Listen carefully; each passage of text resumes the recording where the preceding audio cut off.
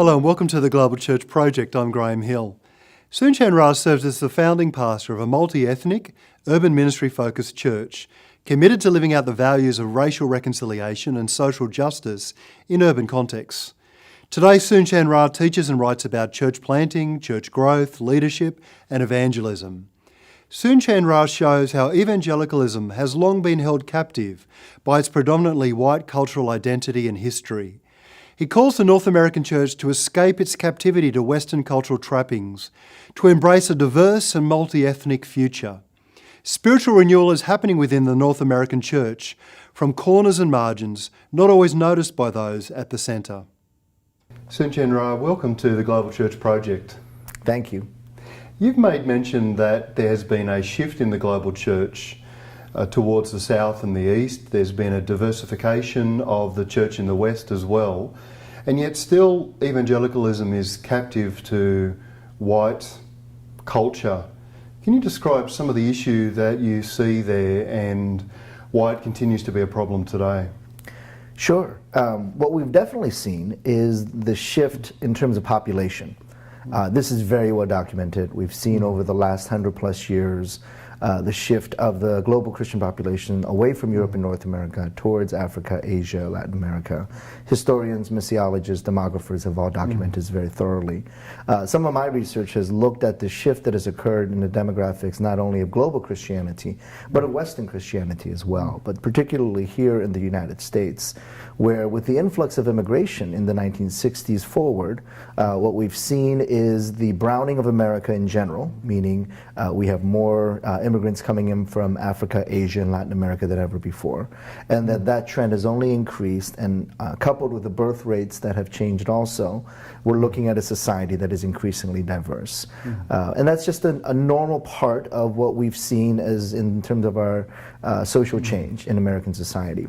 The initial reaction to that was the more immigrants we have from outside of Europe, the less Christian we will be. And a number of sociologists have noted, no, actually that's not what's happening.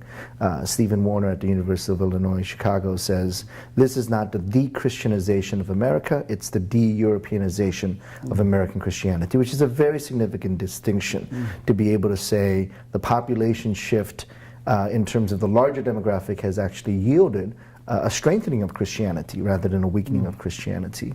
With that diversification going on, why do you think it still is the case that American evangelicalism, but I think evangelicalism globally, is still captive to white Western culture?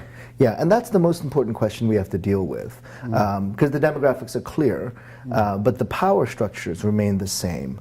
The influence remains the same. The authors remain the same. So what we're dealing with is a mismatch of the conditions on the ground, as in much more diversity, much greater globalization, much more multi-ethnicity on the ground in the churches, the number of Christians, etc. But we have to ask the questions, who are writing the books that shape the thought process of the American Christian? Whose churches are held up as the models? Who are the pastors that we elevate at conferences, and whose voices are seen as representative of American Christianity or Western Christianity? And so that's the disconnect that I'm trying to figure out and deal with. Yeah. And what I point towards is one of those factors is that we have been captive to an expression of Christianity that is highly westernized. So if you think in terms of what's been the dominant expression of Christianity, not only in the West but globally for the last several thousand years, in fact, and it's come from Western approaches, philosophies, Western ecclesiology, and that's okay when the majority, an overwhelming majority of Christians were of Western European origin. But now, are we still following the paradigms that we have said and have assumed are normative, that we're still doing even though the demographics have changed dramatically? And so there are a lot of variables that go into that. I point out things like individualism, where a hyper-individualistic worldview, which emerges out of the European mindset, has so shaped Christianity as a whole that when societies that think much more in a collective, corporate, social ways of thinking, those ways are usually dismissed as, well, that's not as important as an individualistic personal piety. When you see theology being done either overseas in majority world contexts or amongst communities, immigrant communities in Western settings, do you still think that there's a tendency to be captive to some of those Western constructs and ways of thinking? And if so, what are some of the ways that they can be deconstructed? Yeah, that's a great question. I think there's a line between relevance and captivity. And what I think has happened over the last few years is that relevance has become captivity, where of course it's important to be relevant. As someone who teaches in the area of evangelism, one of the things I teach my students is make sure that your communication is culturally relevant. Make sure that if you're, in terms of language, in terms of cultural symbols, you want to make sure that it is the right way to speak to a particular people group. What happened though is that the relevance that was seen as significant for Western, European, American vision and perspective became normative for everybody else. And so that's hard to overcome overnight. It's going to take some time to overcome that. So I could use myself as an example. I grew up, I was born in Korea, but I came to the US as an immigrant when I was 6 years old with my family. So even though I remember and grew up in an immigrant Korean family and the values and traditions of that Korean family, my education, especially my formal education, was in the American school system. The degrees that I got are from American institutions or US institutions of higher education. And so I'm taught to think like an American. I was raised from first grade on to think about, view the world through the lens of American perspective. And some of that is helpful, an individuation that was helpful for me. Some of that is harmful, an American exceptionalism that is not so helpful. Now, I could see that as it's helpful for me to understand American culture and to be relevant, to be able to communicate to the country and people that I live among. But if I believe that that's the only way to view the world, then I've slipped into a captivity. So because we've had a dominant demographic for so long, Western, European, North American dominance, we've assumed that what was relevant for that group is the normative for everybody else, and that's where it enters into captivity. How do you see individualism, consumerism, materialism, and also racism at the heart of white Western evangelical Christianity? That's a great question. Individualism is something that I've encountered over and over again, and it's been pointed out by other scholars and theologians and those who observe Christianity here in the West. And what I argue for is that that's not really a biblical value system. In the Bible, because it's written in the Greco-Roman Hellenistic context, but also in the Hebraic Jewish context, it really blends together an increasing individualism in the West that you encounter in Hellenistic culture, but certainly much more tribal, kinship, community, relational oriented that you see in kind of the Hebrew Jewish culture. And so what we've done is we've elevated one particular narrative over the other because the dominant narrative in Western culture is individualism. Now, that can be a positive contribution. Like I said earlier, individuation, the ability to differentiate yourself from your family, your history, can be a very positive thing, as in I do not inherit the sinful tendencies or the fallenness or the negativity of my family background, but that I as an individual can have access to faith. Very important concept. But then if it becomes, now I will live out my faith only as an individual and distinct from community, and my family doesn't matter, and my social networks don't matter, my neighborhood doesn't matter, now you've crossed the line from relevance to captivity. And that's where I think the issue is not, is it individualism per se? There are some strengths to individualism. But what we've done is we've taken all of it, almost haphazardly, and said individualism is central to the way we understand the gospel. And so when we think about how do we lead people to Christ, in the scriptures we see quite often communities, someone and their whole household coming to faith. The idea of the whole people of God, the nation of Israel, under the grace, the sovereign grace of God. Well, those are not ideas that we actually engage in Western culture anymore because we become so individualized. And do you see consumerism and materialism having a real effect on the way in which white Western evangelicalism in particular has taken form? Yeah, I think the consumerism piece is relatively unique and new to Western Christianity over the last 100 years or so. Not to say that we invented consumerism or materialism for that matter, but I think we've perfected it, or we've done a really good job of advancing it. And when you think about how much our lives in the West are wrapped around consumerism, and how much of our lives are wrapped around materialism, that we practice our consumerism so deeply that we can't imagine practicing Christianity outside of our consumerism. Very interesting book by Vince Miller called Consuming Religion. And Dr. Miller talks about how the practices of consumerism shape even our social justice activism, our concern for the poor. So he talks about how there are certain campaigns that have these massive media campaigns, and one of the things they try to do for you to address global poverty is to buy things. Now, at that point, what's happening there? We're so captive to materialism that we don't see how buying things actually contributes to poverty. Instead, we see buying things as an answer to poverty. So there's some dysfunction there in terms of how we have so bought into a consumer materialistic lifestyle that we can't actually see ourselves outside of that. We see this in a lot of our church life. One of the examples that I use is this whole idea of church shopping, which I think I see a lot among Christians in the West, and particularly in the U.S. Church is another commodity to be shopped for. You do a product analysis of the church. This church has this ingredient, this church does not have this ingredient, and you make a shopping list of what you are looking for in a church. And so if you move into a new city, you make a shopping list. I want this type of worship, I want this type of preaching, I want this size of the church, I want this type of building, I want this type of program, and that's how you consume the church. You buy the church that you want. And that just strikes so against the heart of the gospel, where we're not buying a product and we're not listing the ingredients in a product. We're becoming part of a community. We're becoming part of the life of the body of Christ.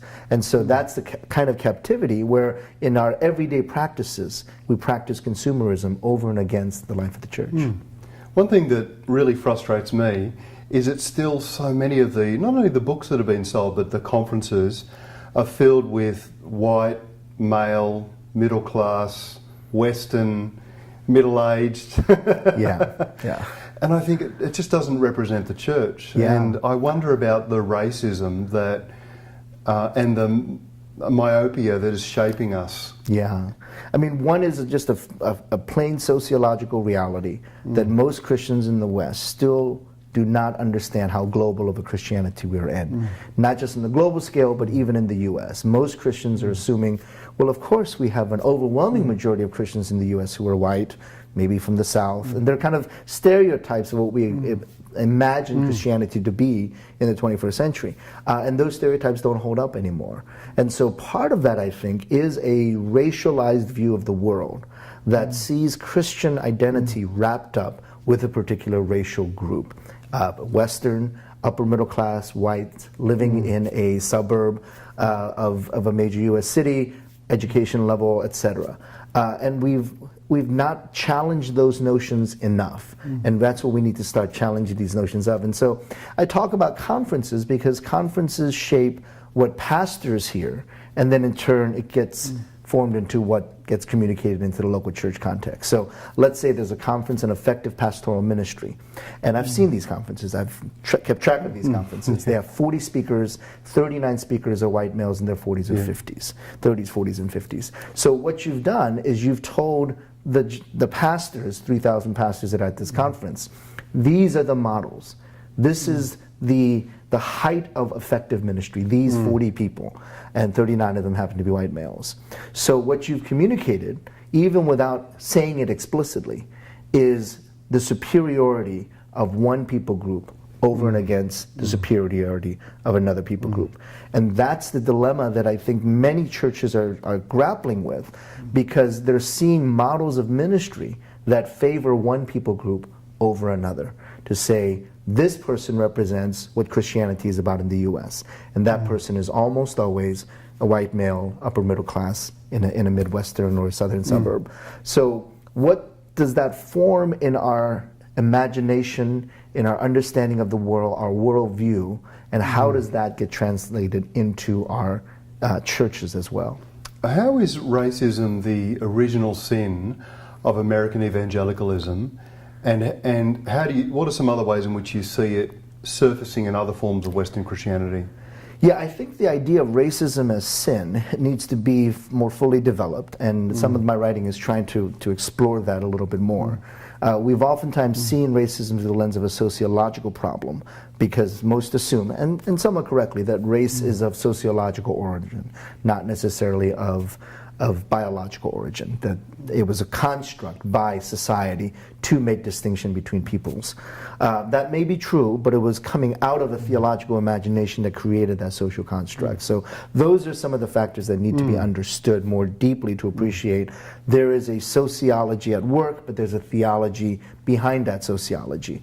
And that's why I point to something like, well, the original sin of American society is the sin of racism. Because what we've done is we have built a nation on the economics of white supremacy. Because the economics are, we can use Native American land because we hold a superior position over the Native Americans. We're a better civilization, we're a better people, we're more Christian, our expression of Christianity and religion is better than those Native Americans. And so that superiority allows the colonists to say, we can do away with the Native Americans on this continent. And then to say, well, we're also superior than the African bodies that are found in the continent of Africa. And we're more in the image of God, they're less in the image of God, so we can take African lives and bring it across the Atlantic Ocean and use them as slave labor. So that's what I mean by the original sin. So that's a social historical reality for American society as a whole, but maybe more problematically, it comes out of a theological imagination that is dysfunctional. It comes out of a theological assumption that Europeans are more fully endowed with the image of God, and Native Americans and Africans are not as fully endowed with the image of God, which gives a emotional, spiritual, physical superiority to the Europeans, and now to use black lives as well as native lives and native lands in whatever manner you choose. How do you see white Western captivity being expressed in the church growth and megachurch forms of church? Yeah, the church growth movement that kind of starts in the 1970s forward. Now you have different variations of it, but the main expression of it that we've seen over the last 50 years was an attempt by missionaries to understand growth of the church in an overseas context, in a non-Western context. But when it came to the U.S. And was picked up by American pastors, it really was seen as a methodology rather than a potential missiology. And so a missiology that could be rooted in academic theological studies became more of a practical method, and the end goal became the growth of the church rather than the growth of the kingdom. So what you end up there is a value system that is, I would argue, largely driven by American society rather than driven by the scriptures. And that to me is one of the most important definitions of captivity, where a church is driven by the cultural values and culturally captive to those values than the values of scripture. So when we look at some of the end goals of the church growth movement, it's growth. Now, am I opposed to growth? No. But I want to specify healthy growth versus dysfunctional growth. If growth is an end in and of itself, then now you've entered into, you measure the success of the church by very secular social values rather than biblical values. So how will we be judged as a church? Well, I look at Matthew 25 as a much better indication of how Christ will judge his church. And it's not based upon how many members do you have in your church, how large is your building, how nice are your parking lots, how clean are your bathrooms. That's not what Matthew 25 talks about. It says, actually, whatever you've done to the very least of my brothers and sisters, you've done unto me.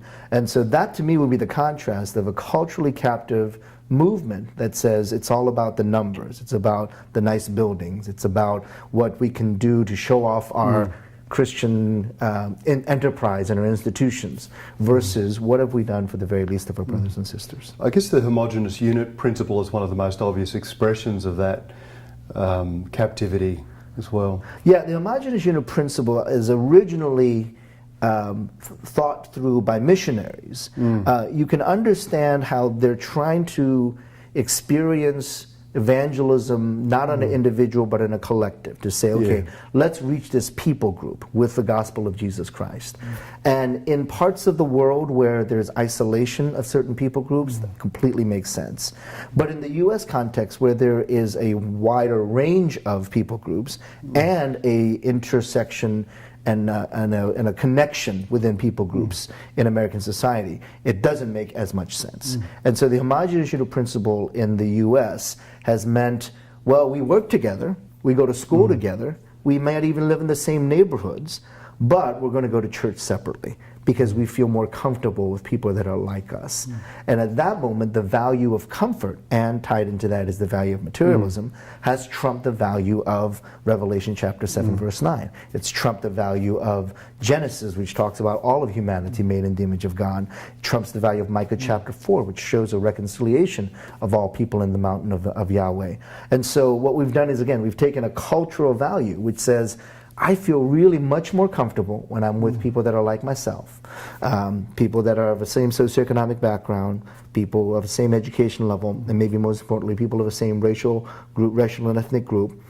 Therefore, I'm going to build my churches along that principle of comfort, safety, agreeability with people that are like myself, and ignore what the kingdom of God really points towards, which is a unity that comes out of a tremendous diversity in the kingdom of God. How successful have you been having this conversation with Korean American congregations? That's a great question. You know, when I talk about multi-ethnic congregation and racial reconciliation, I think some people assume that I'm expecting every single church in the world, or just in the U.S., to be multi-ethnic. And I'm actually not in that position to say that every church in the U.S. should be multi-ethnic. I do believe there are places in the church's history and moments in terms of kind of the sociological reality of American society that we do need single ethnic churches. So I use the example of my mom. She's in her 80s now. She has lived in the U.S. for several decades, but her English is still not good. She's retired now, but for many years she was working long hours in an inner city neighborhood, working at a carryout. So 6 days out of the week, she was using a language and engaged in a culture that was clearly not her own. You know, she's clearly much more comfortable in Korean. Her English is broken. Her cultural value systems are much more Korean than they are American. And so 6 days a week, she lives in a place of constant discomfort. That one day out of the week, that Sunday, was the one opportunity for her to hear a sermon in her heart language, to not have to worry about cultural variables and all of that, because she's constantly worried about that 6 days a week. But that seventh day at church is where she can be accepted. In many Korean churches, you have folks who are marginalized from society. And this is true very much of all immigrants, but immigrants always experience some kind of drop in social status, where because of language, culture, they were middle class in Korea, they come to the U.S., they're servant class, or they're not working in management, they're not working in service industry or janitorial, or whatever job they can take. And so that social status might need to be recovered in the context of the church, where they're not the janitor, they're not the food service person, they're a deacon, they're an elder. And that's a pretty important part of restoring of that dignity for that immigrant. And so when I look at my mom to say, okay, 6 days a week, she struggles in a foreign language, she lives in a foreign culture. That seventh day, do I take that away from her? As a son, I say, no, I want her to have that place where she feels affirmed in the way God has made her. Whereas the other 6 days a week, she's not being affirmed in the way that God has made her. So I want to affirm the importance of ethnic immigrant churches and those communities. Another example would be the African American church, where 6 days out of the week, they are the marginalized group. They're the ones that are on the outskirts of society. They're the ones who have to constantly adjust to the majority culture. and the church becomes the haven for that. My struggle is more with those who are not on the margins of American society, who are actually at the forefront, who see their identity affirmed and represented in politics, in the media, in education, and then to still want to be with others where constantly throughout the week their power is being exhibited. And that's why I would be maybe less amenable to that, but more amenable to, if you're isolated and alienated and marginalized 6 days a week, that single ethnic church might actually be of great value.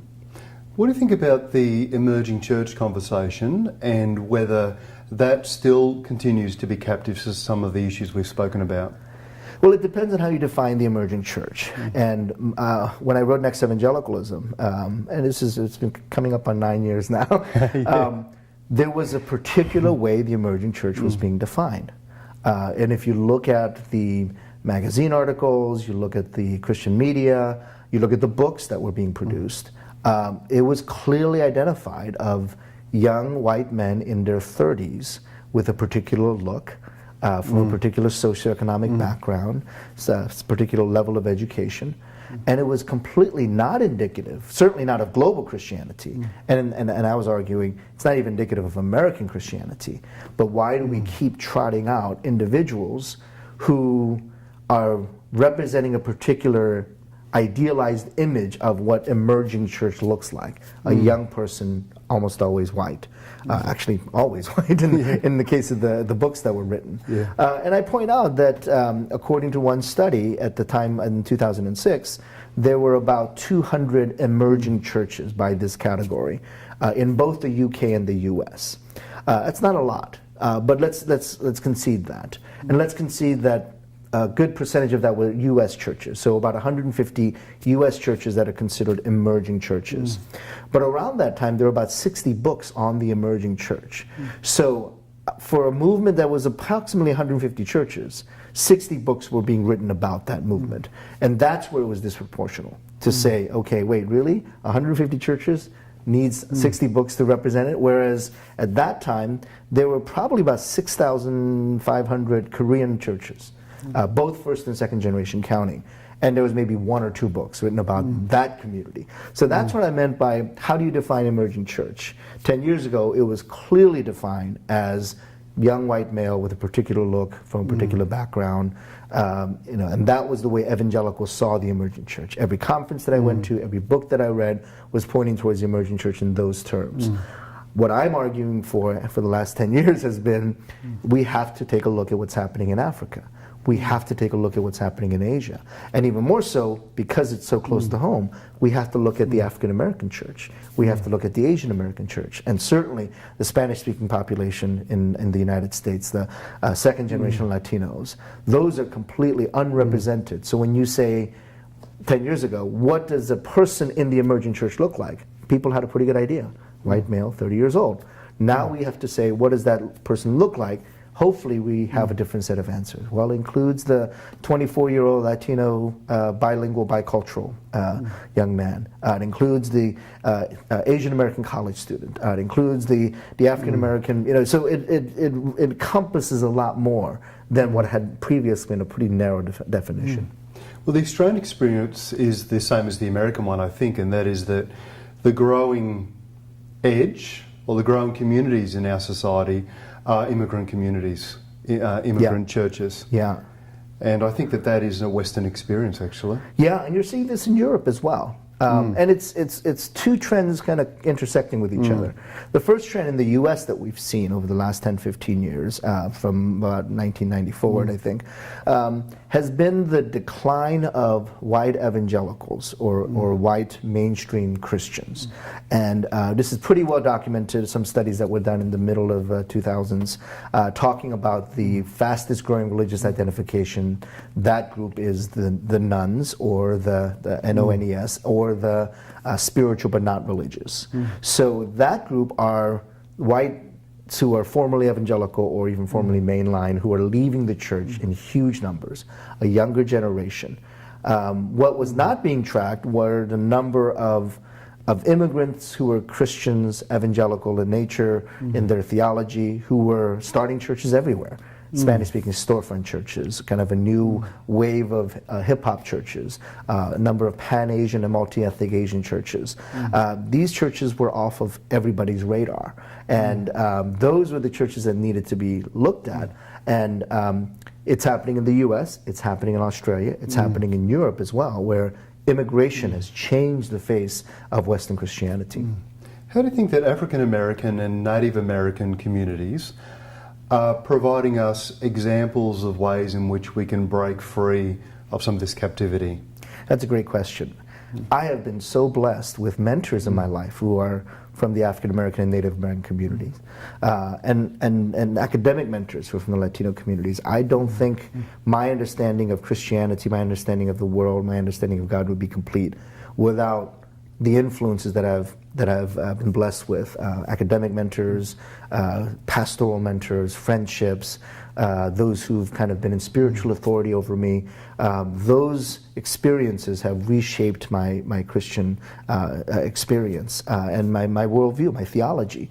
One of the most important ways that it shapes me is that a Western Christianity, and I would argue particularly in the U.S., has a very strong triumphalistic narrative to it. We're going to go out and conquer the world type of narrative. Now, it sort of worked in terms of raising up missionaries in the 19th and 20th century. We're going to go out and conquer the world. We're going to go out and save the world. I think the danger is when you have a global Christianity that doesn't quite fit that paradigm anymore. A triumphalism actually is horribly destructive because you're trying to fix the world's problems without any sense of understanding of what's going on in the world at all, without realizing maybe you're contributing to that problem rather than helping that problem. So this strong triumphalistic tied in with this Western exceptionalism, but American exceptionalism, I think is going to be and continues to be very destructive to global Christianity because it elevates Western Christianity over and above to say we're going to go out and fix the world's problems. We're going to go out because we are an exceptional people. That Americans are exceptional Christians. What the Native American, African American, and Asian narrative does is it brings a prophetic critique to that, to say, well, what is so triumphalistic about the American narrative when in our history we have the genocide of a people? So if that's what triumphalism does, then is that really the path we want to take?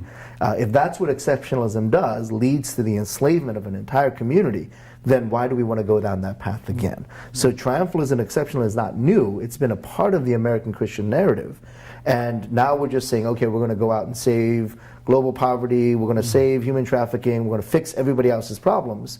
But that was the same attitude that caused the problems in the first place. And hearing the narratives from the Native American, African American communities really helps to reshape those assumptions about American Christianity. The other factor for me that's very critical is something that I've been reflecting on is the absence of lament in American society.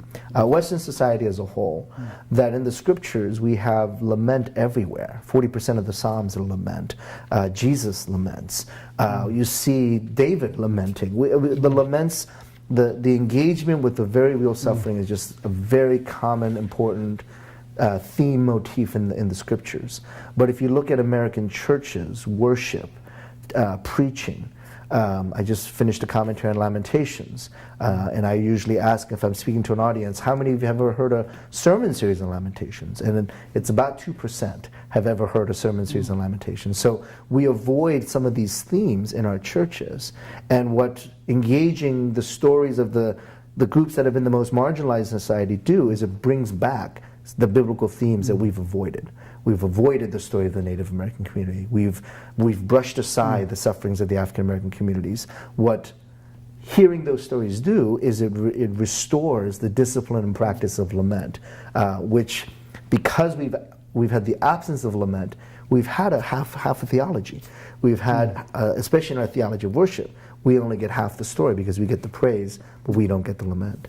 You've offered a threefold action plan as well of confession, submission and diversification. Do you want to describe something of what that action plan looks like?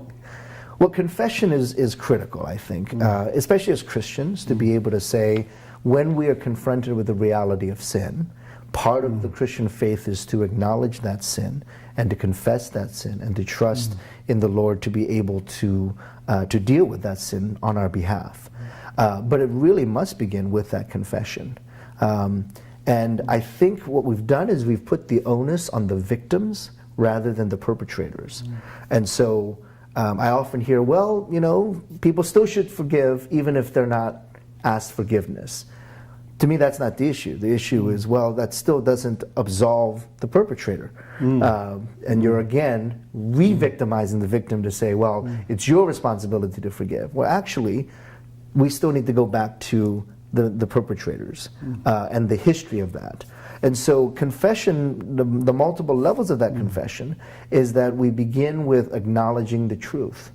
We are revealing the truth of our human fallenness and sinfulness.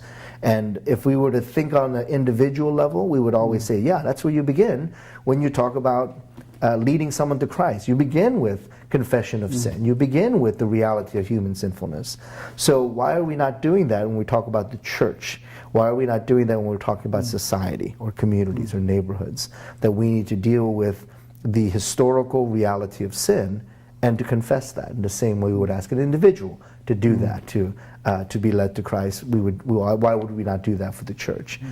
So confession, I think, is a practice, and it ties into the absence of lament, is a practice that we've lost in the church. And then submission as well. Submission is important because when we have imbalanced power dynamics, submission upends that. So for extended periods in human history, we've had the dominance, whether by theological force or by military power or by political suasion or educational authority. We've had the dominance of Western culture. It's hard to deny that for several centuries now. And so it has been almost an assumed submission by non-whites to whites in some form or another, whether that's cultural captivity, whether that's cultural hegemony, political hegemony. The reality has been on the global scale for several centuries. We've had the dominance of Western ideas, thoughts, worldview, power, might, etc. And that has not just been a social political reality, that's been an ecclesial reality. That's been a reality for the church as well. So if we're talking about the kingdom of God, then do these kind of power dynamics need to shift in some form? And it's not so much to say, okay, let's take all the power from one person, give it to the other person, because we're all fallen human beings, so all of us have the capacity to abuse power. The issue is, how do we come into a relationship with one another and not ignore the history? And part of that is that mutual submission that is necessary. Now, if there's mutual submission and one side has always had authority over the other, power over the other, then part of that mutual submission is learning for the person in power to appreciate and understand and yield in submission to another. That to me at that point is not just about, are we taking power from here and shifting it over here? It's more, well, what's good for the person over here who has all the power? Part of that is, I need to understand Christ in the act of submission, because I only understand Christ in the act of having authority over. And that's not the full understanding of who Christ is. So submission is not necessarily, okay, let's give the powerful all the power, or the powerless all the power, shift it over, but to say, actually, this might be good for the powerful to experience a way of relating to the gospel that they don't know. They don't know the full story because they've always been the ones in authority. So for me personally, that has meant, how do I learn and how do I put myself in authority for those who are different from my ethnicity? As an Asian American, one of the ways I gain power is by being in community with other Asian Americans. It's where I'm most at home, it's where I'm most at ease, because I know the cultural value system, I know the relational value system. So for me to say, okay, can I put myself under the authority of someone who is different from me? Can I put myself where that requires a great deal of submission? And am I willing to do that? I say yes, because that's part of being part of the kingdom. It's also good for me to understand more the person of Christ through that act. And how do we cultivate further diversification in the life of the church? Yeah, and I think the first two are helpful.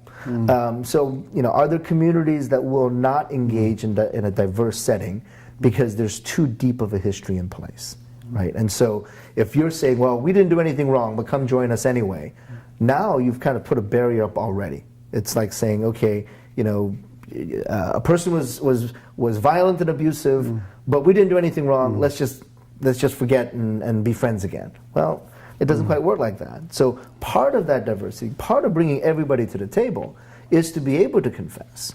And part of bringing everybody to the table is also being able to submit, to say, okay, if we're going to be all of us at that table together, then it means that maybe the power dynamics that have been the norm for so long, that's going to start changing. And so that those who had always been in power, that might shift, and that will actually open the door for diversity. Because if I'm going into the same power structures that oppressed me in the first place, why would I need to do that? I would rather stay out of it at that point. So diversity actually requires a greater understanding and appreciation of what's happening in these other areas as well. It doesn't occur in a vacuum. We can't just say, well, let's all join hands, sing Kumbaya, and now all of a sudden we're going to get along. That's not quite the way it works. Where is the confession that leads to reconciliation? Where is the mutuality and submission that leads to deeper relationships? That's part of the diversity that needs to happen. Diversity is not just throwing people together into a room. That's going to happen. That can happen. You can force people to be in the same room together. After about an hour, they're sitting at different tables, they're in different corners of the room. Right. But diversity is really the authentic relationships that form along these racial cultural barriers, and that requires confession and submission. What do you think are some other things that the immigrant church today can teach the dominant churches? That's a great question. I think immigrant churches have a particular set of experiences that are helpful. The dominant culture, especially within the evangelical subculture, are used to being able to fix problems pretty quickly, are used to having some kind of authoritative power over their community and around their community because they are the dominant culture. Immigrant communities have consistently butted up against the dominant culture in some form or another. Immigrant communities are used to being on the margins and worshiping on the margins and working on the margins. All of the experiences of marginalization that immigrants have had, that actually, I would argue, could potentially be a positive experience because it brings to us an experience of Christ that the dominant culture does not have. So I look, for example, at Walter Brueggemann's work where he contrasts those who celebrate good things and those who suffer through difficult things, and that you need both of those experiences to fully understand the shalom of God. And so in a culture that is dominant, in a community that has seen success after success, they've grown mega churches and they've written the books and they've built the seminaries and the denominations, to hear the stories of those who have struggled and suffered, those are important restorative narratives to a theology that is incomplete for the dominant culture. And so it's not saying we need to go help these poor immigrants. It's to say they have an understanding of the gospel that I don't have because I've lived in privilege and luxury and affluence and comfort. I need the stories of suffering and struggle. I need the ability that immigrants have to move through multiple cultural dynamics, whereas the dominant culture, because you're in the dominant culture, you don't have to move through multiple cultural dynamics. Immigrants don't have a choice. So it's not, let's go help these poor people out. It's, what my spirituality, my theology is incomplete unless I'm in community with people that are different from me. As an Australian who's a guest in the United States, one thing I do notice is how hyphenated identities are here. Yeah. It seems like a very American thing. Are hyphenated identities a good thing, or are there some difficulties associated with them? What's your sense about all that? Yeah, the hyphenated identity is interesting if you look at it from a sociological phenomenon. And some of that is the narrative of the United States. It's a different narrative. It's a narrative that says, supposedly throughout our entire history, we've wanted to embrace the newcomer.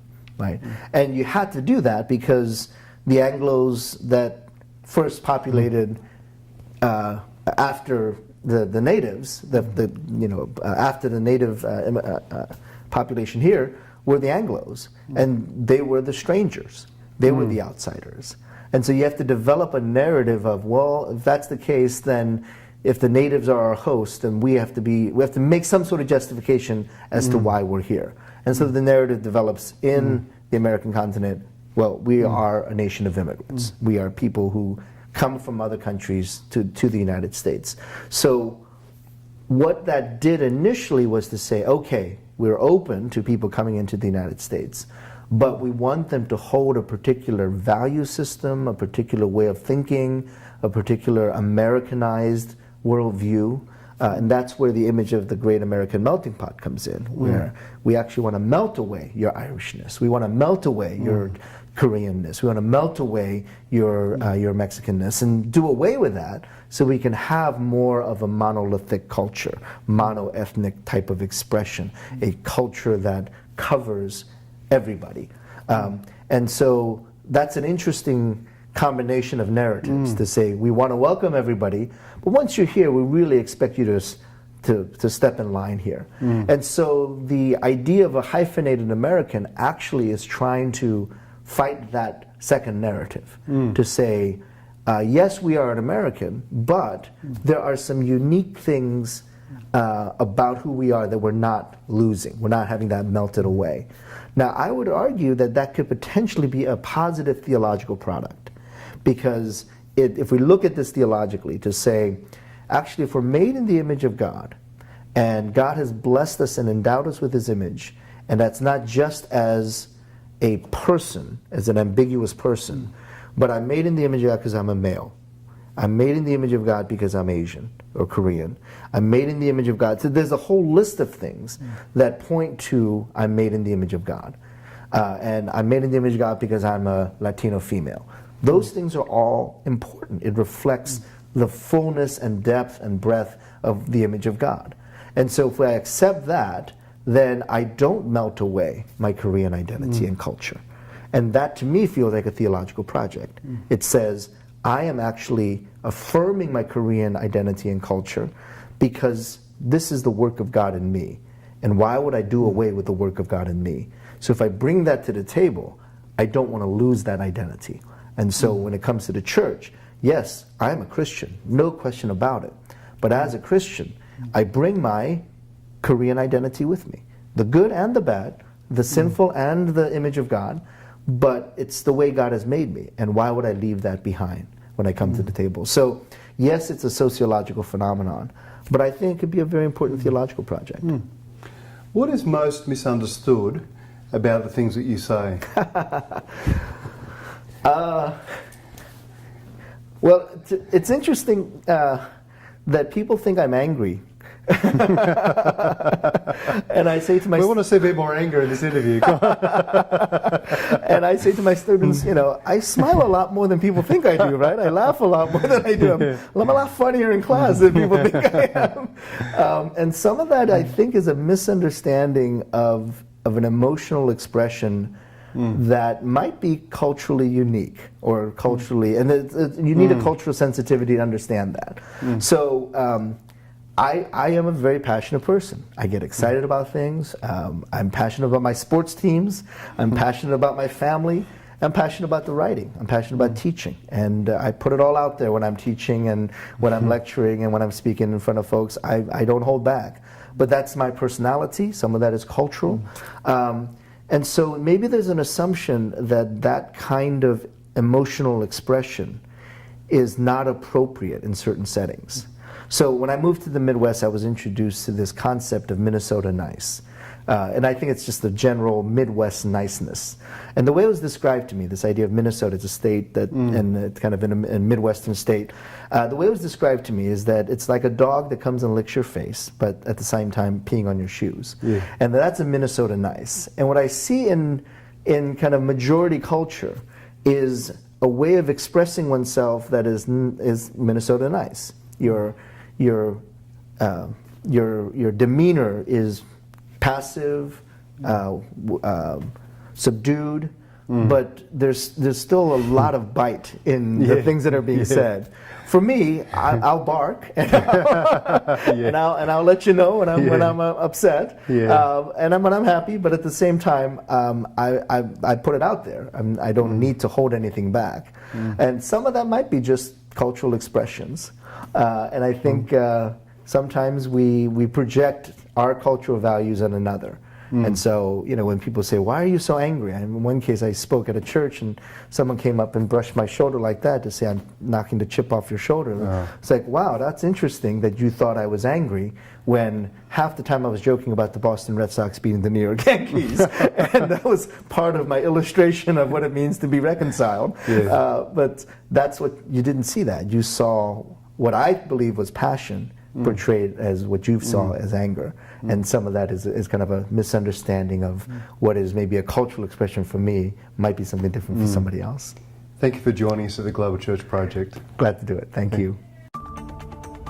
The Global Church Project is located at www.theglobalchurchproject.com. On our website you'll find a wide range of interviews and resources for colleges, universities and churches. I look forward to your company next time. From me, goodbye.